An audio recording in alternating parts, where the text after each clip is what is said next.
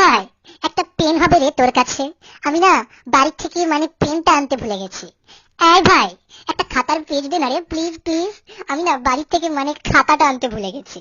এই ভাই শোন না, একটা এক্সট্রা পেন হবে তোর কাছে? এক্সট্রা পেন দিবি রে আমায়? তোকে লিখে আবার ফেরত দিয়ে দেবো, সত্যি বলছি। আমি না বাড়ি থেকে পেন এনেছি, তবে কালিটা শেষ হয়ে গেছে। একটা পেন দে না রে ভাই, এক্সট্রা পেন থাকলে সত্যি বলছি দিয়ে দেবো। এত ভিখিরি, এত নির্লজ্জ ভিখিরি। রোজ আসবে, হয় পেন নিতে ভুলে গেছে, না খাতা আনতে ভুলে গেছে, আর পরের থেকে ক্যাপিং নেবে, অন্য জনের থেকে ক্যাপিং নেবে। এর কাছ থেকে নেবে পেন, ওর কাছ থেকে নেবে খাতা, ওর কাছে এইভাবেই চলে, এইভাবে সারা বছর চলে। ঠিক আছে, কিছু কিছু বন্ধু বান্ধব থাকে এইরকমই, এইরকমই। পেন আছে কিন্তু, খাতা আছে কিন্তু, বার করবে না।